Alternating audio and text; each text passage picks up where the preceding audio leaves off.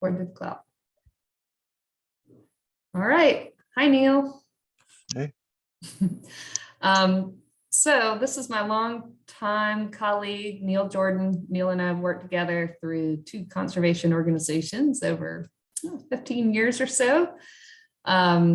So I am going to have Neil tell us a little bit about the Black River mapping tool that you guys all have access to, why the tool, how we use tools like this, shared mapping products in conservation, and then he's going to do a little bit of a tutorial on how to use it.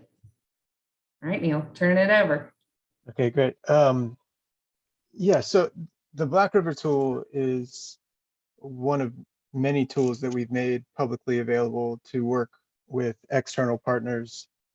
And it's you know, over the past 2 years, really, we've done this major organizational transition to ArcGIS Online, and internally and externally. And the benefits of it are many, not the least of which is the reduced frequency for static map requests. You know, static maps are great. Everybody loves maps. But for a project like this that's been ongoing for a long time, it wouldn't make a lot of sense, or it wouldn't be the most efficient way to go about things to just constantly be creating new static maps, when we could build a tool that's dynamic, that we can edit on the back end, and it's reflected immediately over the internet, and partners can access it whenever they want to. They don't need me or anyone else that knows GIS very well to be present in a meeting to do a live GIS demonstration. And you know, there may not have been, you know, while you're making a request, maybe you don't even anticipate the types of maps that you might end up needing as the conversation shifts in whatever direction. There are people have questions or suggestions, or you know, whatever. So we made this tool maybe, I don't know, 1.5 years ago or something like that. It's been really beneficial. Well, it's a bit of a double-edged sword, because we, you know, having a consultant in the local area down on the river has eliminated the need for me to physically go and be on the river, which would be fun. You and I have spent a lot of time on the river, and I do miss it. But you know, as I sit here in New York, I can communicate with the consultant. He can pull up his screen, shows me the data that he's collected. It's fed directly into our ArcGIS Online organization. I can edit it. I can share data sets with him. He can make his own maps. He can take the online map into Pro and do whatever he needs to do in there. But the actual mapping tool itself was designed not for GIS people specifically, or GIS professionals. The idea is to make something that's really easy for anyone to use, so that they can explore all the different data sets that we have already preloaded, and explore the landscape, as we try to plan this water trail and new state park. So you want me to, I'll share my screen and we can just walk through. Okay, you got me? All right. Yeah. So, okay. This is the Black River, and the highlight section is the designated scenic stretch of the river. So we have a lot of layers in here that are scale dependent. So just as you zoom in, certain things will turn on, certain things will turn off automatically. We do still have the ability to control that manually if you want. But so I'll just kind of walk you through here. So as you go even deeper, the parcel lines will turn on, and aerial will turn on automatically. Should, yeah. So, and you know, you can change, like if you wanted to kind of see through, or even like turn these things on and off. You can adjust the transparency directly in the tool. So let's see, we can just walk through some of these layers here. So the boat ramps, that's crucial. All of these things you can click on and get information about the boat ramp. These are public hunting locations, which there aren't too many along the river, but you never know. These are just, brainstorming different ideas, different data sets that anyone might be interested in. These parcels specifically offer public access. So these are more of the vector layers. A lot of the raster layers that we have in here are not going to be clickable to get information. It's more for visual representation, but you can still kind of get an idea of what's going on the ground. So like industrial forest ownership, you can't actually click in here and see that's actually clicking the watershed boundary. The TNC resilience data, which I don't know if you've gone into or not with your class, but this is a very frequently used data set in our world. This is the flood exposure. So this is, it takes into account population as well as, kind of physical features on the ground. If you want to see the legends for all these things, you just have to expand in the layer list here. Forested wetlands, pretty self-explanatory, and you can see that this is pixelated, right? It came from another raster. And some of the, like I said, we built this a year and a half, 2 years ago. We really could come in here and update it with some more higher resolution data. It hasn't been totally necessary, quite honestly. Active river area is something that we used often instead of FEMA floodplain data. So this is, I believe TNC created this as well. Active river area, right? It's pretty accurately named, but it's not just the actual waterways, it's the floodplain.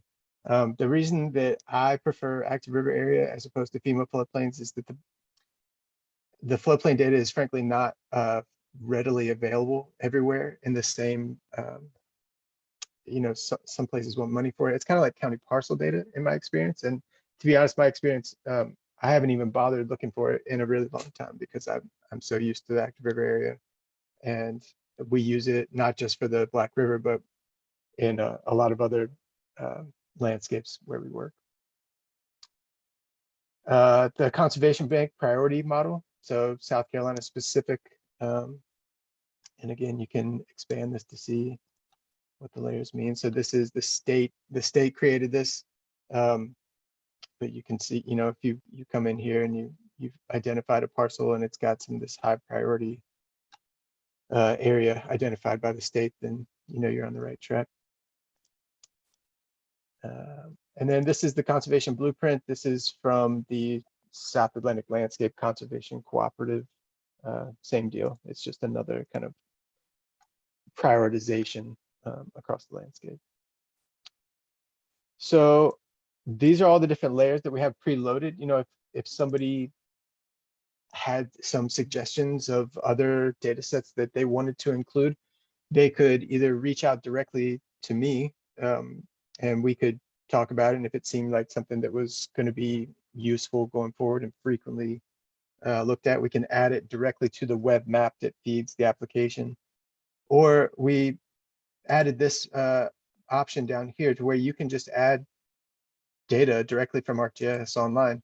Or if you are a member of an organization that has ArcGIS Online, you can add your actual content directly from your organization directly into the tool. Now, the caveat with this is that it's only for this session. So if you add a bunch of data sets and then refresh your browser, that all goes away. It starts back at the beginning. So you'd have to do it again and again. But we could talk all day about the number of data sets that are available for free on ArcGIS Online. So people could come up with all types of things that they could make a map of. Also, if you have a web service URL, you can add that directly. Or if you had a shapefile or a GPS track you know, from your watch while you're going out, you can add that too. We did offer the option to, so once you're in here and you're looking around at parcels, you can actually select a parcel, and then you see this is the only one that's selected here. So then you can actually add this to the map itself, right? And now you can clear your selection, and now you can see that it's still part of the tool. Again, this is just like adding a data set. It's only available for this session. But if you wanted to, you know, you want to make a map of this, and then we offer this option to print, which print doesn't necessarily mean send to a printer. It means export this view as a PDF. So like I said earlier, when we're trying to make this available to not just GIS professionals, anyone could actually make a map using this tool, export it as a PDF, attach it to an email, or put it in a PowerPoint, or do whatever. And all of a sudden they don't, if they work for an organization that doesn't have anyone that does GIS, they can do it themselves. So it's empowering a lot of people that don't have training to be able to kind of crudely kind of fake their way through it, really. So other tools in here, if you knew, so, right, you have to be zoomed into the parcels, but if you knew specifically a parcel that you wanted to search for by owner name or by the actual tax map number, we've made that available. If you want to measure anything, whether that's areas or distances, you can do that in here, and you can change the units. So, right, we're just going to measure, and it'll come right there. No big deal. Area, same way. Right. And then, like I said, kind of making your own map. If you wanted to kind of highlight certain things that you have going on here, you can do that. You can do this, right? And you can just start, building whatever kind of image you want with all these kind of simple drawing tools. And then you print and have a bunch of maps and tell your story. That was perfect, Neil. Hey, I got one more question for you, because I've got a feeling that a lot of these guys have had some GIS, probably use it already in their work or their research, but just thought I'd let you comment on the shift in the profession of conservation and the importance of GIS skills, like over the 15 years you've been in it. Yeah, I mean, my frame of reference is pretty limited in that I've only done conservation GIS. I mean, it's what I did in school. It's what I majored in. I was a geography major with a concentration in environmental studies and GIS, and then started right out of school with the Nature Conservancy, and now with the Open Space Institute. It's certainly changed a lot. I mean, the capabilities have changed, and certainly in the last number of years, a transition to web-based GIS as opposed to desktop has really exploded, and it's more user-friendly. It makes collaboration really easy. That's the main shift, certainly, that I've seen. I mean, as far as the importance of it, I mean, I'm biased. I mean, it's how I pay the rent. I think it's crucially important. And, even people that aren't necessarily dedicated GIS professionals, at least on our staff, right? Like, we have maybe 25 of our 60-ish staff actually have an ArcGIS Online username. And so, if I can spend an hour, 2 hours with each person individually and show them how to do kind of certain basic functions, create a map, save a map that they can go back to, zoom in and out, turn things on and off, add layers, take layers off, that can get them, 90% of the way to where they need to be. and it frees me up. You know, so the importance of it, I mean, like I said, I only know it for conservation, but I know that if you go to Esri.com, not to plug a specific software provider, but I am biased, and you can look around at all the different industries that GIS is applicable in. I mean, it is across, I mean, you name it. If I was talking to somebody recently, a friend of mine in Charleston, actually, and he was talking about this business that he owns, and he was asking me a question. He said, I want to be able to know where, blah, blah, blah. And I just said, stop. Anytime you ask where something is, then you can use GIS, right? It's the science of where. I think that's one of Esri's catchphrases, probably.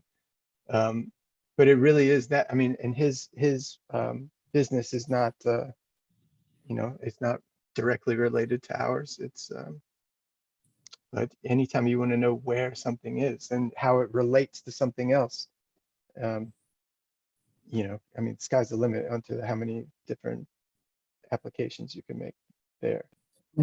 Yeah, it's almost the issue now is the volume of data available. It's overwhelming. I mean, it's a great problem. I mean, you know, having to, you know, you have to be a little, you know, fine screen on some data sets to use to make sure that it is up to snuff. But like I said earlier, about just the sheer amount of data that they have on ArcGIS Online, where people like GIS professionals can just share it with the world. I mean, it's crazy. It's great. Well, this was perfect. Thank you. I'm going to stop our recording.